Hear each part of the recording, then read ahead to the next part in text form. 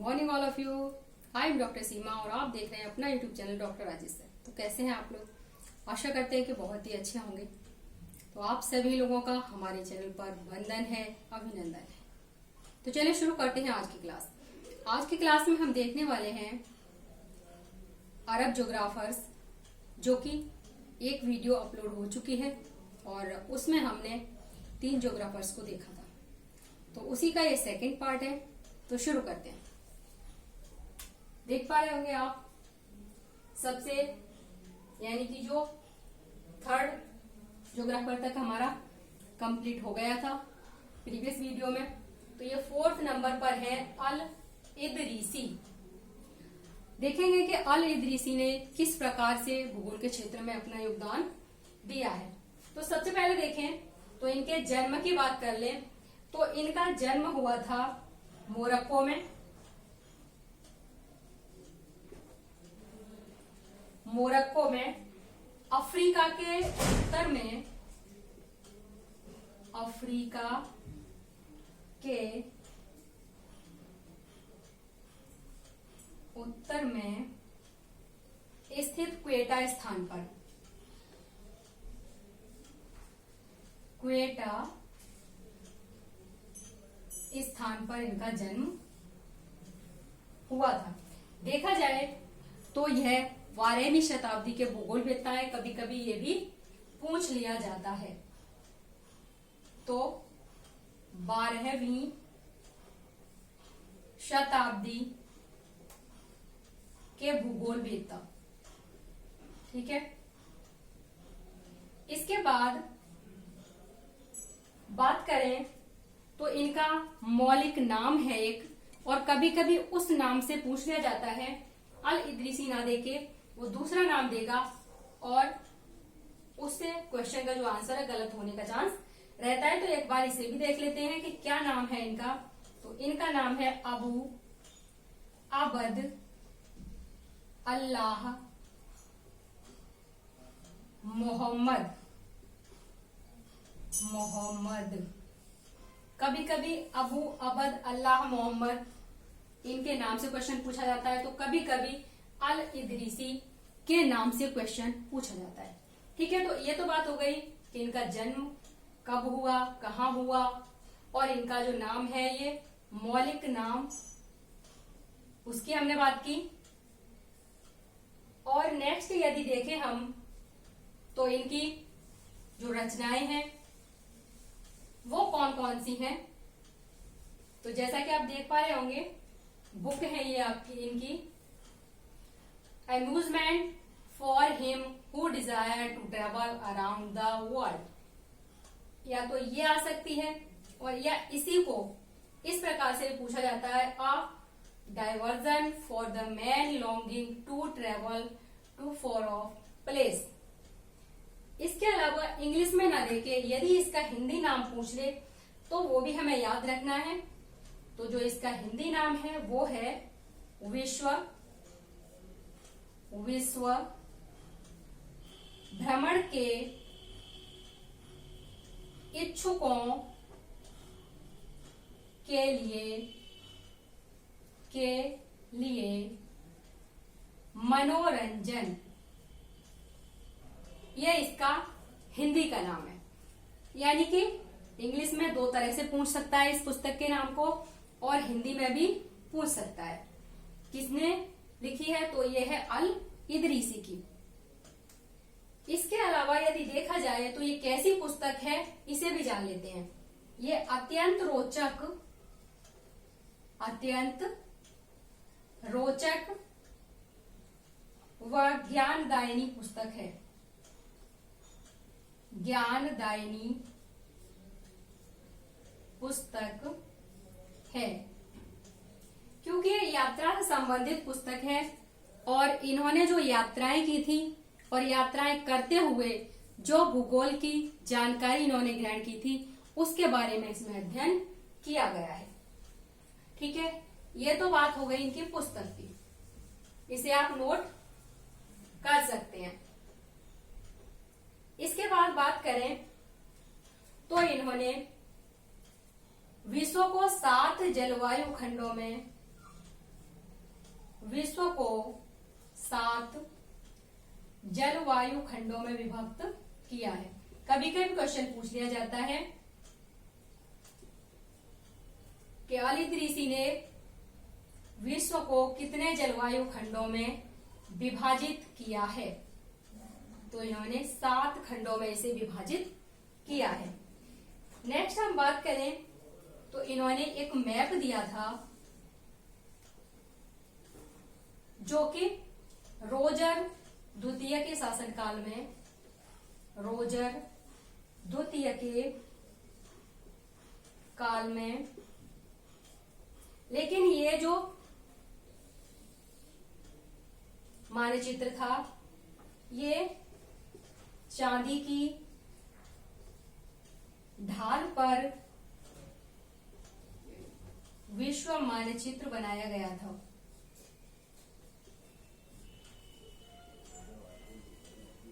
विश्व मानचित्र बनाया गया। क्वेश्चन आता है सीधा कि चांदी की ढाल पर बनाया गया विश्व मानचित्र किसकी देन है, तो ये अल इदरीसी की ही देन है। ठीक है, लेकिन कभी कभी क्वेश्चन पूछ लेता है कि किसके शासनकाल में है, तो ये रोजर द्वितीय के शासनकाल में इन्होंने ये विश्व मानचित्र बनाया था। नेक्स्ट बात करें हम तो सबसे पहले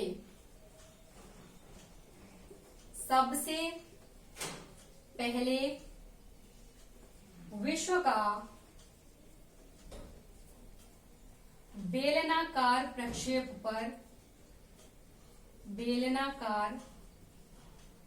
प्रक्षेप पर मानचित्र बनाने का श्रेय भी इन्हीं को जाता है। मानचित्र बनाने का श्रेय किसे जाता है, तो वो जाता है अल इदरीसी को ही जाता है, जिन्होंने कि बेलनाकार प्रक्षेप पर विश्व मानचित्र बनाया था।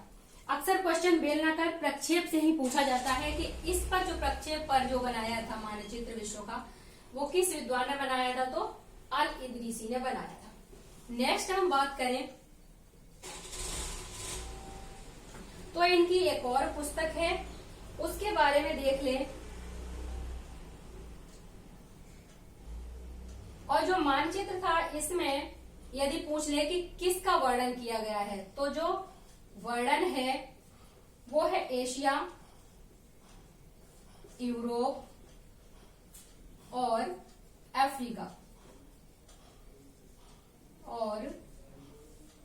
अफ्रीका का वर्णन किया गया है। ठीक है,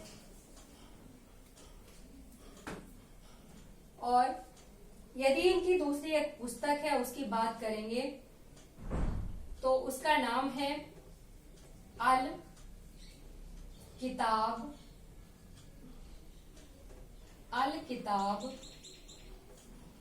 अल रुजारी। इनकी एक और पुस्तक है जिसका नाम है अल किताब अल रुजारी। तो पुस्तक से सीधा ही क्वेश्चन पूछा जाता है, चाहे टीजीटी हो, पीजीटी हो, यूपीएससी हो या फिर आरपीएससी हो या फिर नेट एग्जाम हो, अक्सर क्वेश्चन यहीं से बनते हैं। तो ये बात तो हो गई अल इदरीसी के बारे में। अब हम आते हैं जो नेक्स्ट है इब्न बतूता। तो इब्न बतूता की बात करेंगे तो इनके जन्म की बात करें तो इनका जन्म उत्तरी अफ्रीका के टैंजियर्स नगर में हुआ था। उत्तरी अफ्रीका के टैंजियर्स नगर में इनका जन्म हुआ था। इनसे क्वेश्चन अक्सर यह पूछा जाता है कि अरब जगत का मार्को पोलो किसे कहा जाता है। अरब जगत का मार्को पोलो कहा जाता है इब्न बतूता को। अरब जगत का मार्को पोलो कौन है, तो वो है इब्न बतूता। नेक्स्ट यदि देखा जाए इनकी पुस्तक के बारे में बात की जाए तो इनकी पुस्तक है रेहलाह रिह लाह, यदि इंग्लिश में देखें तो ये रिह लाह। ठीक है। अगर पूछा जाए कि इस पुस्तक में किसके बारे में चर्चा की गई है, तो इस पुस्तक में जो भी इस्लामिक कंट्री हैं उनके बारे में ही चर्चा की गई है। तो उसे भी देख लेते हैं। तो जो इस्लामिक कंट्री हैं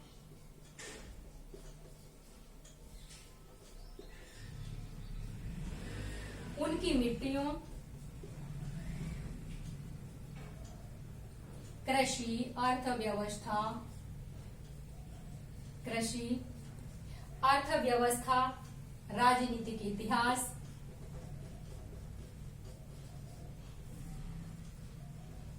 आदि की चर्चा की गई है।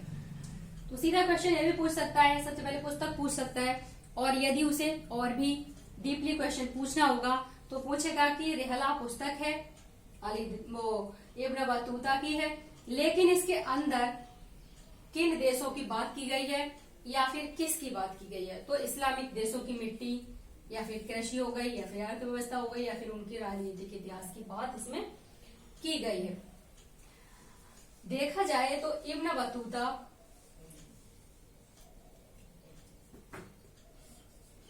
किस प्रकार के भूगोलवेत्ता थे, तो ये भ्रमणशील भूगोलवेत्ता थे।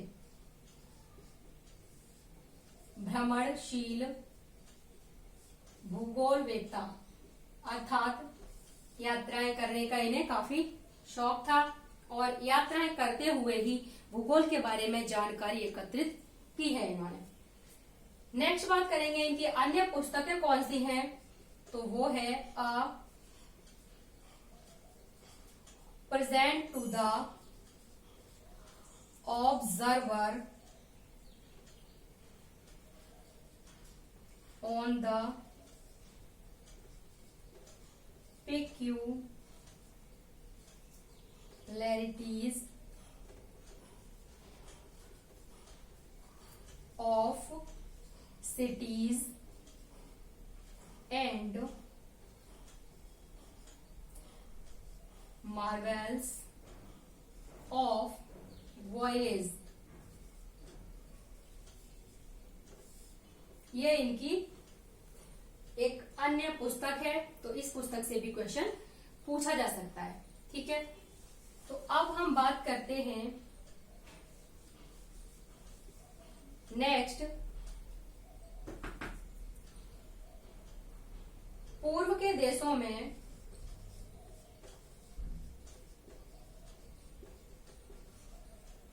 इसे सन ऑफ द फेथ कहा गया है। सन ऑफ द फेथ, यानी कि सन ऑफ द फेथ किसे कहा गया है, तो इब्न बतूता। ठीक है।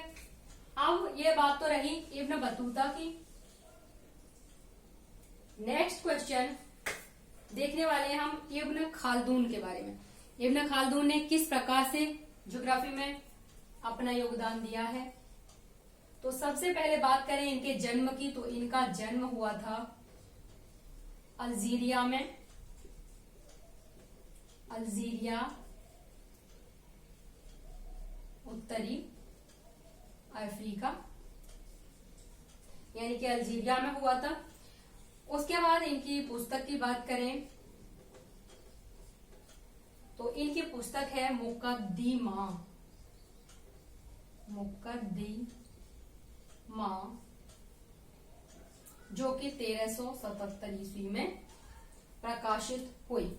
अब इस मुकद्दिमा की बात करें तो ये 6 खंडों में विभक्त है, यानी कि 6 खंडों में इसे प्रदर्शित किया गया है। अब कभी कभी पूछ लेता है कि 6 खंड है वो कौन से हैं, या फिर फर्स्ट जो इसका खंड है उसमें क्या है, सेकंड में क्या है, थर्ड में क्या है, फोर्थ में, फिफ्थ में, सिक्स्थ में। तो इस प्रकार से क्वेश्चन भी बन सकता है। तो बात करेंगे हम इनके जो 6 खंड है वो कौन कौन से हैं। ठीक है। तो नंबर 1 में देखें तो सभ्यता, सभ्यता, भूगोल तथा मानव विज्ञान। मानव विज्ञान ये तो है इनका पहला खंड। अगर दूसरे की बात करें तो दूसरे खंड में है चलवासी और स्थायी संस्कृति में अंतर। चलवासी और स्थायी संस्कृति में अंतर।